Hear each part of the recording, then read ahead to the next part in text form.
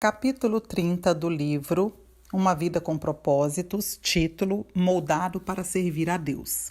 Jó 10:8 diz: Foram as tuas mãos que me formaram e me fizeram.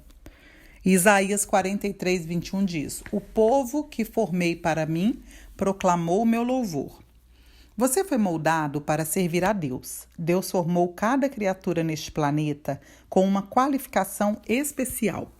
Alguns animais correm, outros saltam, alguns escavam e outros voam. Cada um tem um papel especial para cumprir conforme foram moldados por Deus. O mesmo se dá com os humanos. Cada um de nós foi concebido ou moldado com exclusividade para a realização de determinadas tarefas. Antes de os arquitetos projetarem um novo prédio, eles primeiro perguntam: para que propósito? Como será usado? A função pretendida sempre determina a forma do prédio. Antes de Deus o criar, ele decidiu que papel queria que você desempenhasse na terra. Ele planejou exatamente como queria que você o servisse, então o moldou para essas tarefas. Você é da forma que é porque foi feito para um ministério específico. A Bíblia diz: porque somos criação de Deus, realizada em Cristo Jesus para fazermos boas obras. A palavra poema vem da palavra grega traduzida por criação, manufatura. Você é uma obra de arte feita manualmente por Deus. Você não foi feito em uma linha de montagem de produção em massa, sem ter sido objeto de reflexão. Você é uma obra-prima, exclusiva e feita sob medida.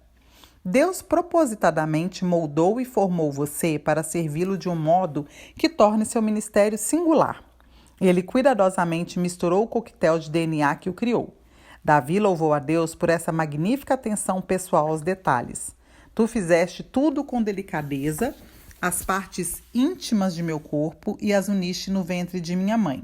Obrigado por me teres feito de maneira tão maravilhosamente complexa. O teu trabalho é maravilhoso. Como disse Ethel Waters, Deus não faz porcaria. Deus não apenas o moldou antes de seu nascimento, mas planejou cada dia de sua vida para favorecer seu processo de formação. Davi continua: cada dia de minha vida foi gravado no teu livro. Cada momento foi determinado antes mesmo que um só dia tivesse acontecido.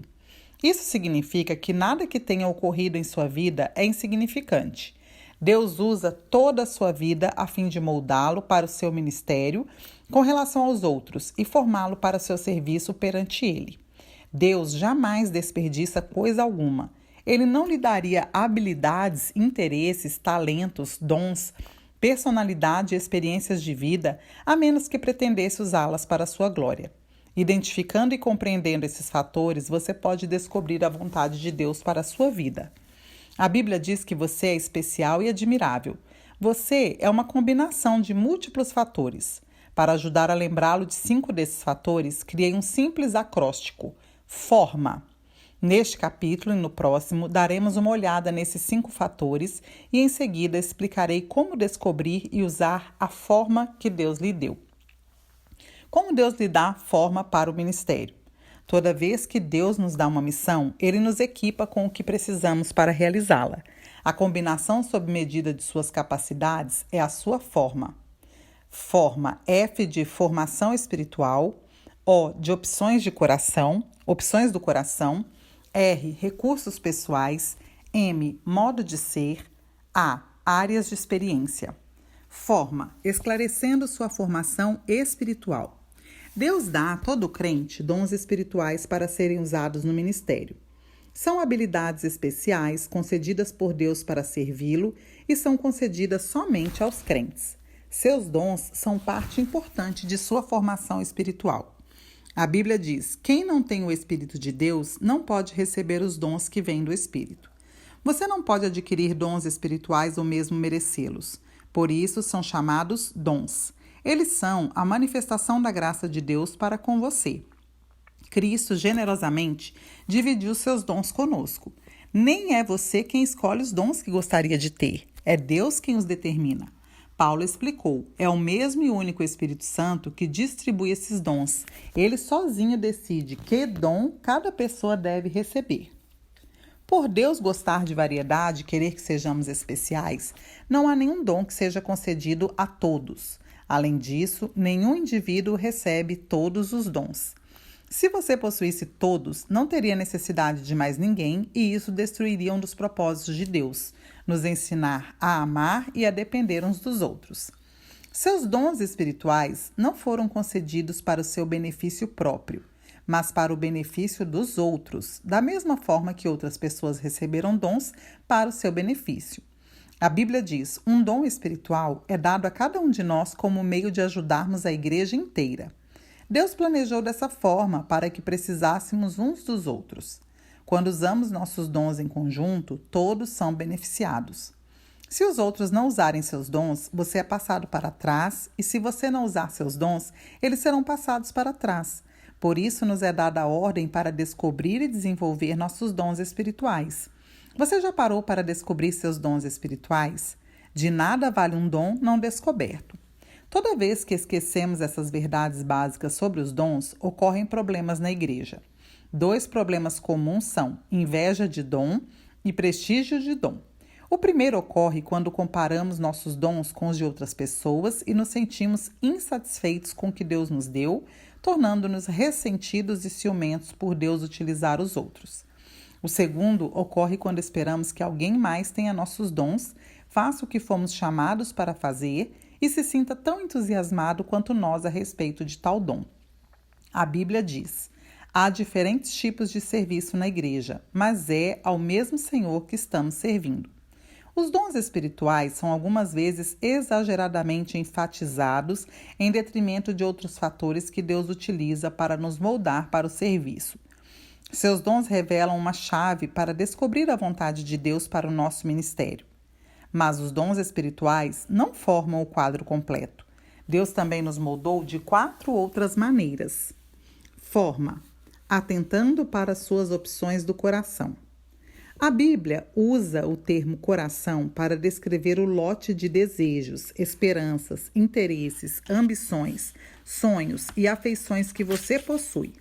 O coração representa a fonte de todos os seus estímulos, o que você ama fazer, seus interesses e o que mais lhe importa.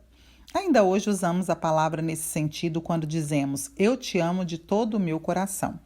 A Bíblia diz: assim como a água reflete o rosto, o coração reflete quem somos nós. Seu coração revela o verdadeiro você, o que você verdadeiramente é, não o que os outros pensam que você é ou que as circunstâncias o forçam a ser.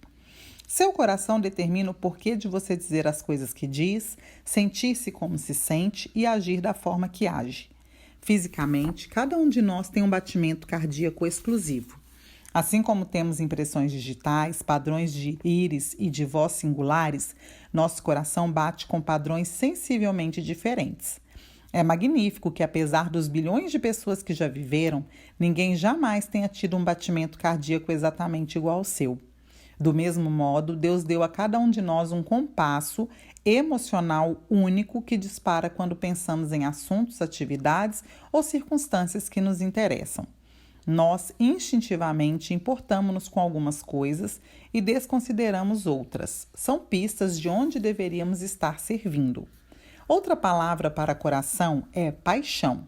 Existem certos assuntos que lhe despertam paixão e outros para os quais você não liga a mínima. Algumas experiências o entusiasmam e prendem sua atenção, enquanto outras o desanimam ou matam de tédio. Elas revelarão a natureza de seu coração.